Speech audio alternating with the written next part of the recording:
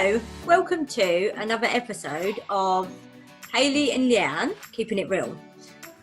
Today we're going to be speaking about abuse and our understanding of this and our experiences. We'll just go with the flow and let it just come out. But Leanne, do you want to start this week? Yeah, thanks, Hayley. Okay, I'll start. Well, abuse is a phenomenally huge subject, and we're only just going to really scrape the surface of all of it, really. Since COVID and the lockdown and things like that, domestic abuse is absolutely at its highest recorded level it's ever been, and so is mental health. So the two are interlinked.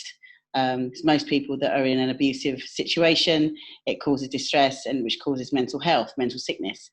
So I currently work in domestic abuse and mental health with Kim Bailey, and we run a program called Wolf and Wow, and it's been running for the year. So we've seen quite a lot of changes and seeing the impacts of this all. So what I wanted to firstly talk about is the understanding of abuse, and it's a huge umbrella. It's not just the one thing I will say is that very frequently a lot of our participants in the groups and stuff and one-to-ones don't actually realise they're in an abusive relationship or have had an abusive parent or sibling or friend or whatever it is, how they've experienced abuse. So and a lot of our participants have also not really seen that. They've really believed that it's not abuse until someone hits you and someone's violent towards you. That was a big eye-opener. So there's loads of different forms of abuse. There's financial, emotional, physical, mental, sexual. I mean, I can't, there's quite a lot. Yeah. So that's just some of the ones under the umbrella. So but in my understanding, and I feel very privileged to work with this and within that program, because I've learned so much about myself. I grew up in domestic abuse from the age of 10 to 14. Domestic abuse and mental health, actually. So, and there was a lot of abuse in my childhood. So it's been a real opportunity to be amongst this program. So, right. I'll start, shall I? Sort of waffling. Right, so for me, my understanding really is that most abusers are inherently insecure. And the way this is not a gender issue, this is men and women, this is a human being thing. It's not. There's a big thing about women always getting beaten, but or abused badly. But it really is. There's women and men being abused, and children and everything else. So it's not gender specific. Get my words right.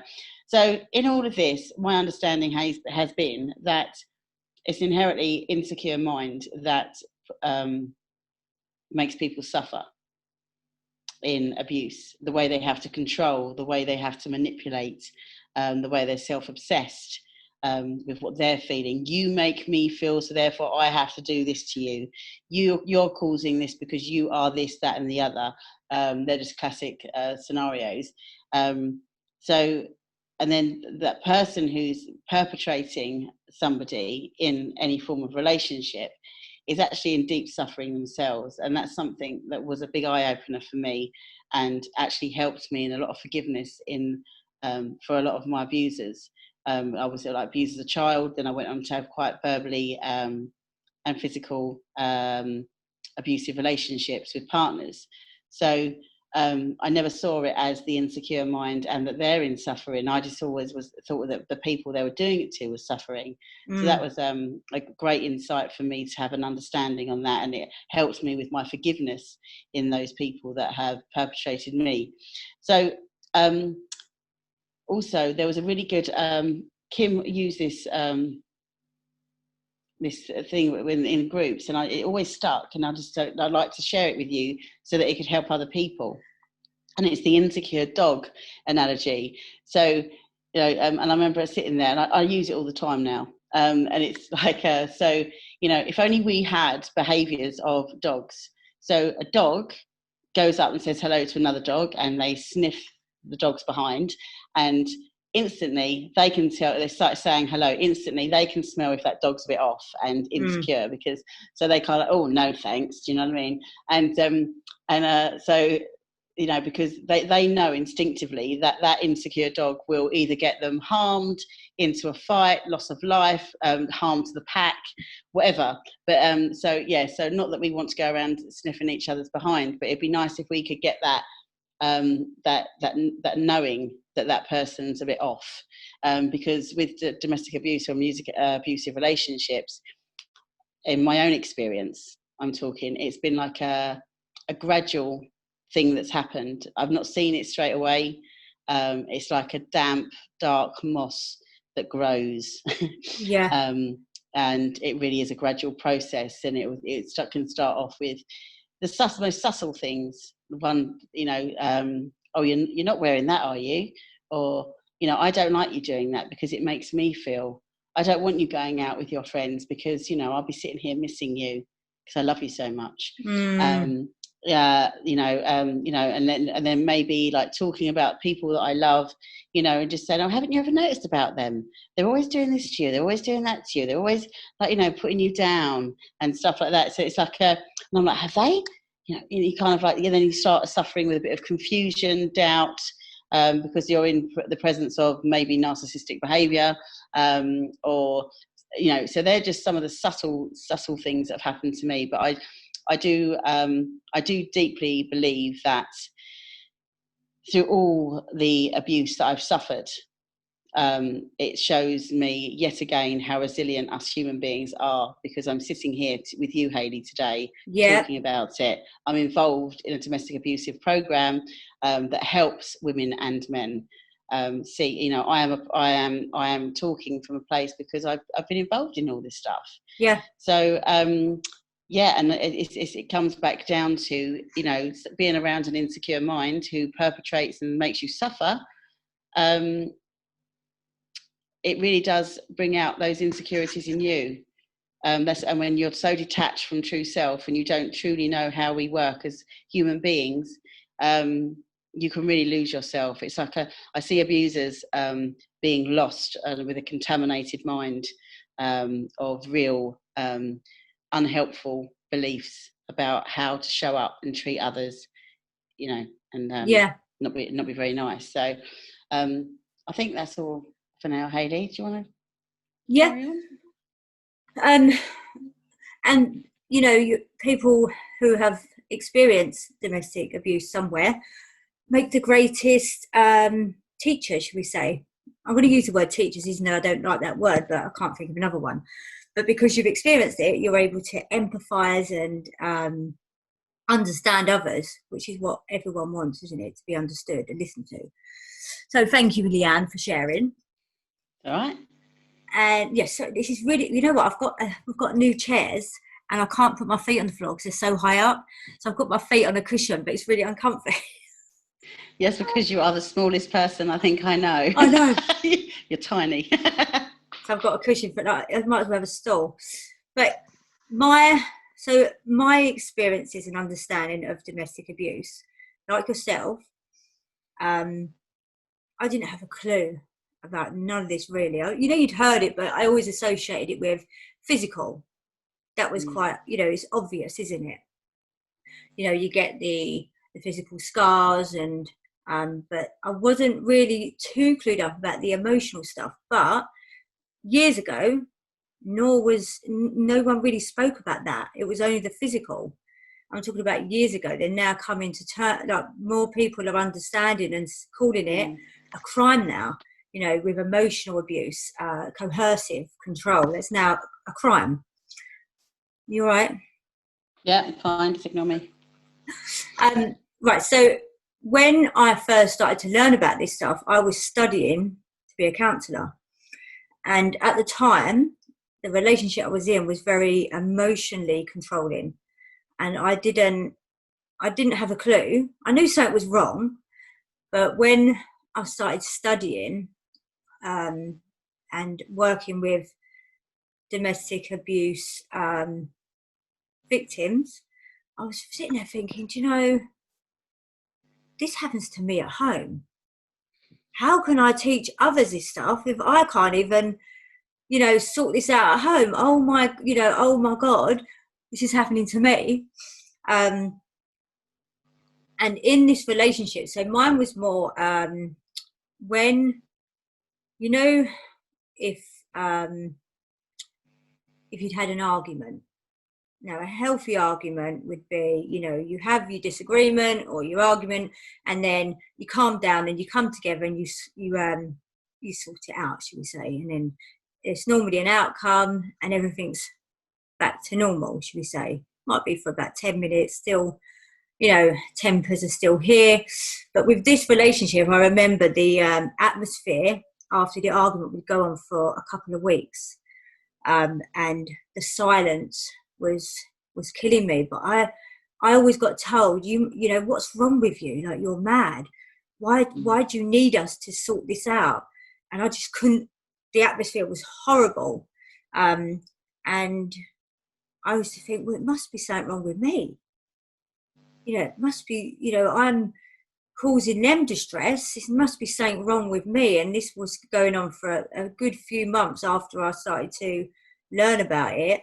But after a little while, the more you learn, the more your consciousness expands, and you start to think, hang on a minute, this is not healthy. It's healthy to, I don't know, get the hump for an hour or so, but after that, it shouldn't, you shouldn't be punishing the other person with your silences. But some people genuinely don't know no different. They just think, well, that's all I know. How to resolve this is by silence. But what the other person experiences is mental stress, should we say. Yeah. So this was a big eye-opener for me. And then it would be other things, like you said, if I had some male friends at the time, and it'd be like, you're cheating. Yeah. No, they're male friends. No, well, why do you want to talk to them and not talk to me? And I was, all this would go on, and people were pointing it out to me because I was studying this subject, and I was like, no, but he does this. He does all this good stuff. He can't be like that. So it took for me to accept. But I was very much, no. But when he's good, he's really good. But does the bad outweigh the good? Oh, yeah, it does actually. Yeah, but it took a while, because you get so manipulated, and you're left confused and controlled, and you believe everything they say. Mm-hmm. So you're, even though on a gut feeling, this is red flags, this doesn't feel right, we ignore it because the damage has sort of been done. So when if you're in this kind of relationship, you are vulnerable, because you've been mentally abused, emotionally, whatever you went through, so you're vulnerable. So my understanding was, if I was to leave this relationship, I'd be on my own forever. This is what was it. This was going through my mind, and when I empathized with myself back then, I would not have gone. First, I was thinking, no, because I will never meet anyone that loves me like they love me, because I was told this.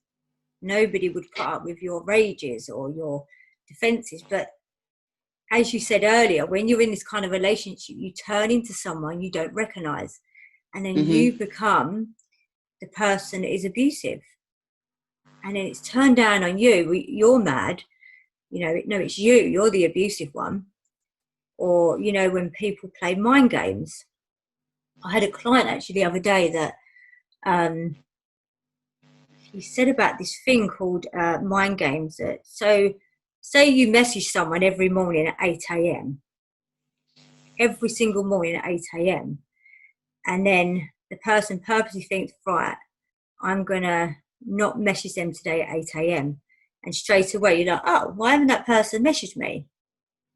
And it's already getting the games plan. The mind starts saying, are they going off of me? And then they start doing it in other ways. I had another client where they kept on taking money out and then putting it back. You're losing the plot. But they was doing it because to confuse them. And another classic is, when you're in this domestic abusive relationships and you're made to feel like you're going crazy, some people use kids. Well, I would take the kids and I would tell everyone you're mad because look, you're losing money, and it's not ever, it's never gone. So that we start to think that we're going mad, and we're so fearful of losing things like children or family. Your family won't want to know you now. They won't understand why you want to leave me because I'll get on well with all of them. Because that's another classic, isn't it? They're always the lovely person to the family, and the family think, well, there's nothing wrong with them. Mm. So it's all this, but it's all a build-up, isn't it? It's all a build-up. And it's such a whirlwind of emotions you go through, and until you start to see a bit clearer, then you're able to see, do you know what? That was part of the abuse. Like when you would become abusive yourself. That was part of the emotional distress, the confusion, the frustration, so that was part of it when we turn into someone we're not. And the reason why I know this, because now I'm in a healthier relationship where I get my own headspace. I'm not, like talk tat where I can't breathe, or, you do this, you do that, you do this, it's your fault. I'm able to see, well, I don't do this in this relationship, so it must have never been me. Mm. I don't actually do this. But when you're in this relationship, you turn into someone you don't recognize, where you become, to protect yourself, the abusive person. Mm. And it's such a, it's so hard until you step out to be able to see this. Mm. Yeah, it was. No, yeah.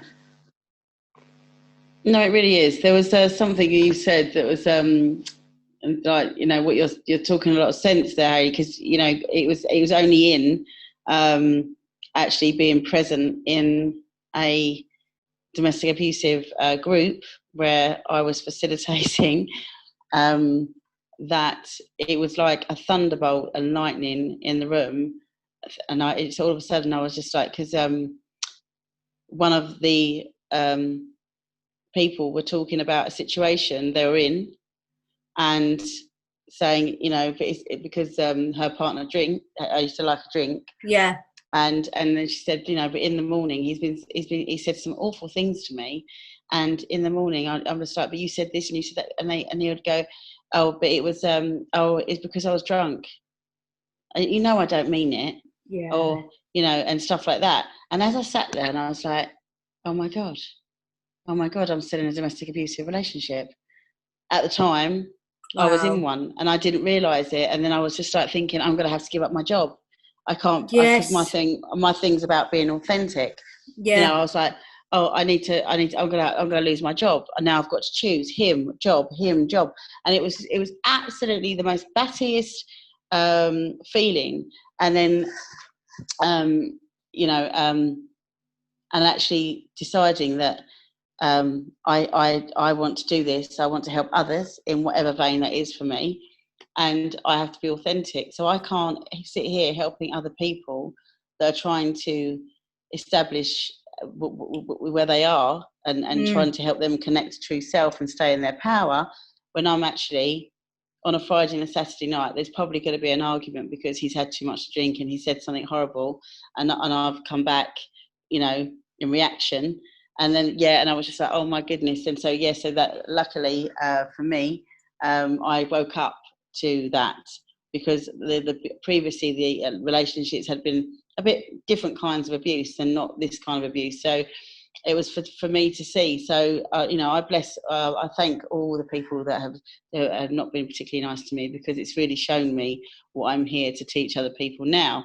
But when you're forever teacher pupil. Do you know what I mean? Because we're forever learning anyway. Yes.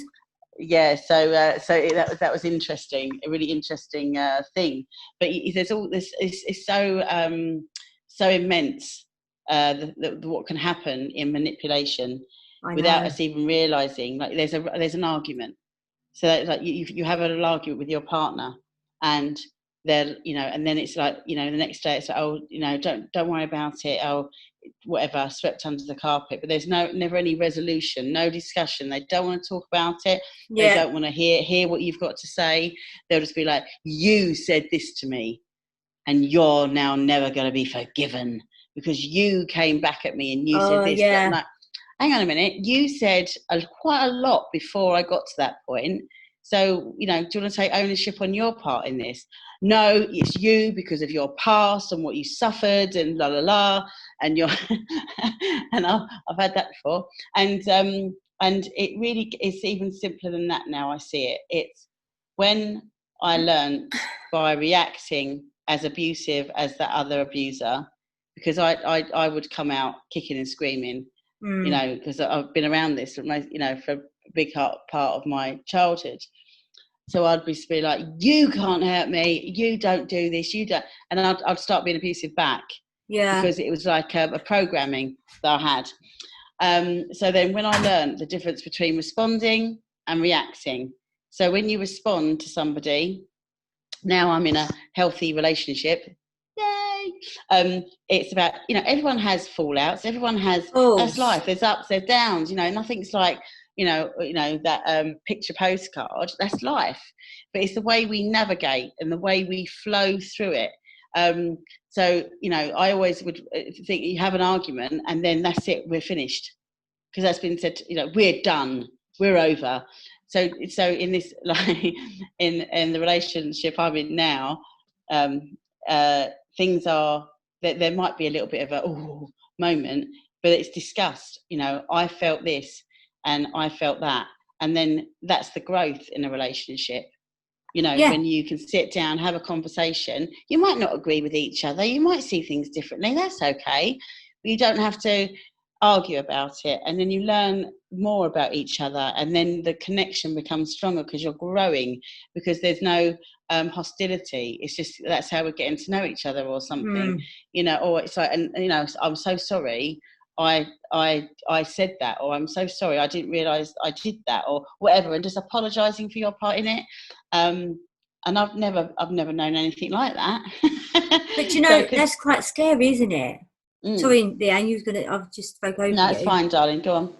No, I would just say that's quite scary. If you've been, from my own experience and then what clients have shared, when you've been in that relationship where if you was to take ownership and say sorry, it got held against you, and it was like it was grabbed and used every single time you had an argument. But you even owned up to that. So that is on you. You even owned up. And that's the hard thing. So when you do get into a healthy relationship, when I got into a relationship with Steve, I was petrified. Even though I trusted him, we get triggered back emotionally to the trauma when it happened. So when I was just about to go sorry, I would freeze, because I'd be thinking, what about if he holds it against me? That, because that's what happened in the previous relationship. So that takes time, doesn't it, to be able to say, sorry, hold my hands up here, because there is previous fears from the other one. And once you start to trust yourself and the person, then you're able to say, do you know what? I'm sorry. And the other person goes, thank you. Or, it's okay. And it never gets held against you. That's when you start to trust yourself and them a little bit more. Yeah, I just think it's when you remain in your power. Yeah. When you remain in your power, and I don't mean like a Power Ranger. No, you don't with mean your weapon. Yeah. No, I mean in your power, when you work from the inside out, when you truly know that you're enough and you're worth, and you're not afraid to say your point of view, or because I now know that I'm not stepping out of my power and allowing myself to get to that point, and if I do, then it's like I'll totally apologise for it, because by apologising for it, I'll be mortified. Yeah. So, but if that person is forgiven, if that person's meant to be in my life and meant to be standing by my side, they'll accept my apology and know how genuine I am. But it's when we step out of our power and give it away to another person, whether it be, as I said before, parents, children, partners, whatever the relationship. It's not just It's not just intimate, it's friends as well. It happens. Absolutely, Yeah. and especially with manipulation. So, but when you can like be really present with yourself and you see what's going on, or it might be not till afterwards. It's like, hang on a minute, Yeah. like, that was a bit sneaky, getting that one in there, or So it's so much easier for me to remain in my power, because I know who I am. All the learning, all the knowledge, all the experience in my life, and all the trauma I've experienced, most of it I can so see that it was like a battle of the ego. Like, one was reacting and I'd have to come back, so it'd be like all the time. Yeah. So then I became as abusive. And it's boundaries as well, like if no one when I learned about boundaries and the innocence in other people. There's an innocence in people that abuse. They might have always been around this stuff. They might have been brought up in an abusive household. They might think that's we normalised situations. So, so it's like if no one puts a boundary in with somebody that's not behaving fair, or is showing up in a not very nice way, if you don't say I'm not putting up with this, and keep to it, that person, you're teaching somebody something by putting your boundaries in and remaining in your power, so you don't give yourself away. So that it's really simple when you know stuff, but when you're in it, it's really hard to see. And that's because when you work on yourself, it's more, you do have an inner confidence, that what, a minute, this is my stuff, that's yours, I'll deal with mine, you deal with yours. There's an inner confidence, but I'm just going by experiences from like people that are innocent in this, where they're not purposely trying to, but they've still got that old stuff, and that's to be worked on. For example, I had a client that had been in a repeated patterns emotionally, not physically, but verbally, sexually, in another way. I just talk about the sexual abuse quickly. Actually, one of them, we were speaking about this last week, actually, me and you, about with sexual abuse, it's not just as clear cut as, it's like, you've been physically touched. Actually, sexual abuse counts when you've been manipulated. So I had a client that was in a relationship, and if she didn't have sex, she would be, well, you don't love me anymore. Have you met someone else? So to keep the peace, so she didn't have the atmosphere, she would perform, and she'd have to get herself in a mindset to do, to have sex that night. You said, oh, it's Saturday night. Oh, I better. Yeah, that's that. Yeah, that's what happened to me. Be like, Saturday night. But you've not been very nice to me for the whole week. You've been really foul. But it's Saturday night. Oh, hang on, sorry, I meant to just flick into some sexual diva. Like, when you've not been nice to me. Why would I want to be that intimate with you? Why would I want to connect with you when you've said this about me and that about me? Why would you want to get intimate with me if you think I'm such an awful person just because it's Saturday night? It's Saturday night. Or the other classic is bonkers, which is awful. This one, I've had, another client come to me about this. If they didn't do, how do I describe it? Things that were more, in their mind, adventurous, they were boring. They were boring. So they would do things because they didn't want to lose them. And this is, I have such deep empathy because, oh, I must be boring. What's wrong with me? Let me just try it. And they hate it, but they still do it. This breaks my heart because it's, they've been manipulated and and that's part of the abuse. And it's, but, sometimes you can just say, like you say, take your power back. No, I don't want to do that. And the other person was innocently being abusive. They could just go, yeah, that's fine. Why don't you say that in the first place? Because like you said, it's learned behaviour abuse, isn't it? There might be one person watching this that might think, oh my God, I do all this. Now that takes guts and that's responsibility to even look that you might do that, doesn't it? To actually... Yeah, that's when I'll talk, sorry. Talk over you. We've both done it. Yeah. We're both passionate. That's what I'm trying to talk about, the innocence. Yeah. In people who are in deep suffering. You don't, it could be, I don't know, they've had a parent that's been manipulative, like, if you loved me, then you would do this. And this is like to a child, that's not very, it starts and then it's like it's a programming. But it can take anything to see that, any insight along the way to know that that's not right. When I think this is where an education in schools would be really helpful, especially sex education of what a healthy sexual relationship is.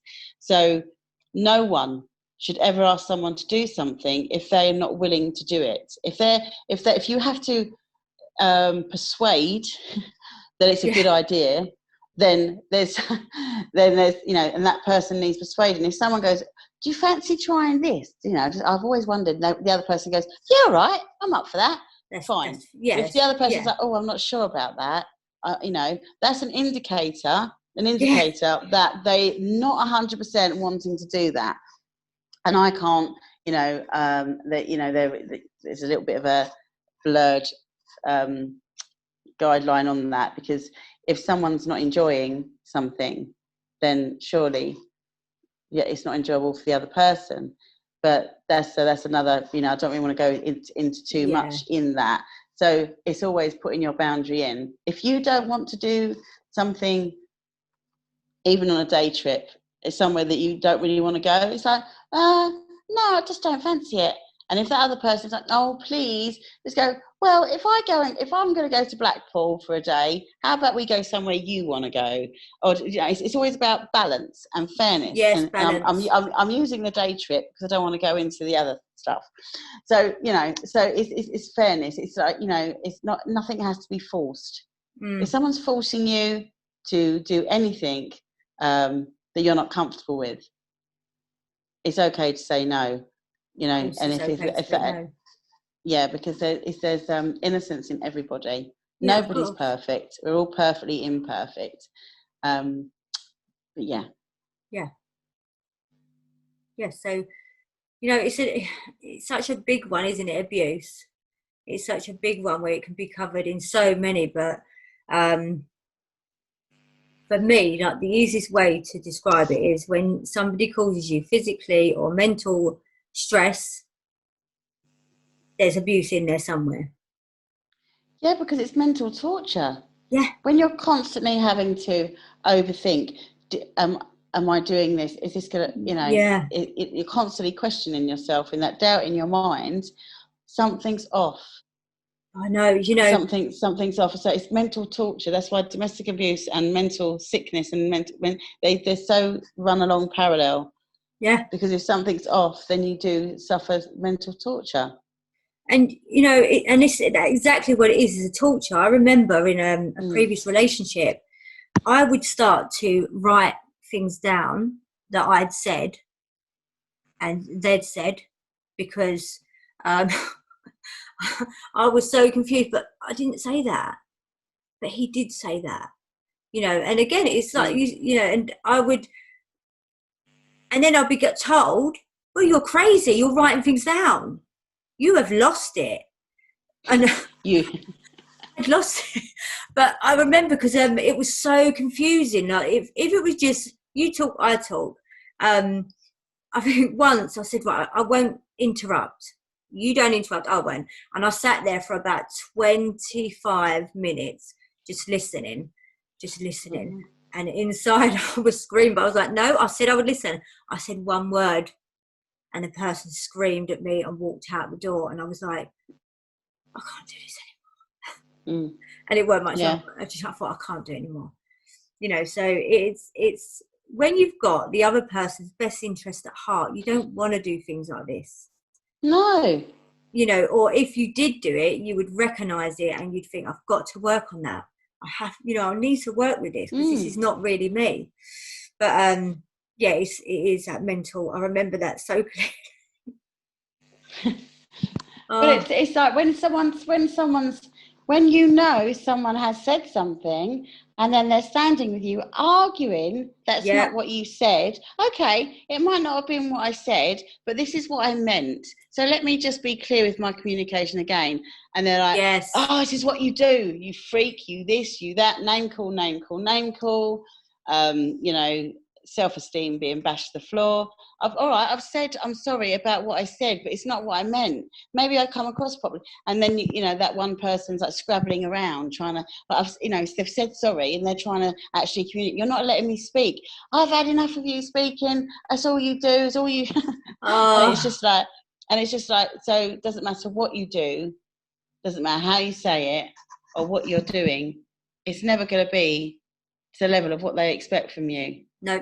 Someone, when you, it's not that they don't love you. I'm not saying they haven't got love for you when that abusive person, but it's just like they can only love you to the capacity that they can love themselves. Yeah.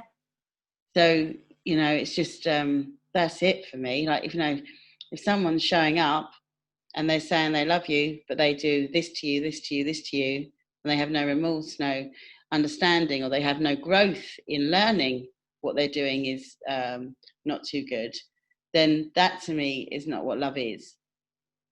They can only love you to that capacity. Yeah. Bless them. I didn't mean that in a condescending way, by the way. No, it didn't come across like that. It didn't, okay. Check yourself. But you were talking about just earlier about boundaries, and I know we're going to do another one on this, but like we spoke about, it's not gender specific or adults. Mm-hmm. Recently, I'd been, like, Megan had been coming across like a rah all the time, and I thought, it's just her teenage years. It's just the teenage years, like it's just the alcohol, or it's just this. And I thought, hang on a minute, like I'm not going to help her by allowing her to do this. As soon as you put the boundaries down, she comes safer, and she even looks safer. And also look in the mirror time. Hang on a minute, when she's screaming at you, you're screaming back. You're like having a child. You're having an argument with a 12-year-old, and it's just classic. I thought, this reminds me of the relationships when I'm arguing. This, but you did this last week, and I thought, oh, hang on a minute, I've really got to help her now. I've got to step up, be the adult, be the person that she needs right now, and also give myself a break when I do lose it. If I'm like, right, sorry about that, Megan, weren't okay, but give yourself a break. When you start to learn about yourself, you're going to repeat patterns, isn't it? You repeat patterns, and that's the self-awareness. Absolutely. And the more awareness you have, you really do see that what patterns, behaviours and beliefs you have, they just start falling away anyway. They do. And they sometimes come back in, and you see something else, you see something different that really doesn't work for you, and that pattern, wherever it was born, it's not even important where it's born, but it starts to get less and less. Yeah. But it comes back just to teach you again, and it's just like, and before you know it, they've just gone. The more awareness you do, the more self development, the more, you know, the more you get more conscious about how you show up, because you're learning stuff all the time, and about behaviour and the way we work as human beings. It's fascinating. I love it. Yeah, it is. It is. But what serves you and what doesn't serve you. Yeah. What serves you and what doesn't serve you. I like that. I don't think I need to cover anything else. Let me just check. No, I'm all right. Oh, you're very organised. You had a list. I know. Do you know why? Because I've been so busy in work. I was like, right, podcast. And there's Leanne winging it. You're wing. But you know what? I normally wing it, but this week I thought, you know what? I'm going to try something different. I'm going to try and be a bit organised. Good for you. Good for you. But yeah, I don't think. I think I have. I think I spoke about enough. We've covered, you know, the basics of it. I'm sure this will come up in another podcast in another way. But or we might have a guest on who would like to talk about, share their story, and how, you know, whether they're like us, never knew we was in it. That's a big one. You don't actually know, because we all associate domestic abuse with physical, where it's obvious. Yeah, and having a guest on would be great. And it really is just we're talking about our own experiences. We're not saying that we are right. Nope. We're not saying, you know, this is it. Nope. We're just talking about our own experiences and our own understanding in it. So, you know. And how life worked after, when we started to see it. Definitely. That is where we get it from. We speak, you know, we talk about wisdom a lot. I do believe when we experience stuff and, you know, come through it, it does go into our wisdom, and we're able then to help others. Absolutely. And wisdom's always got your back. It has. You know, wisdom's always got your back. You listen to that on the inside of you.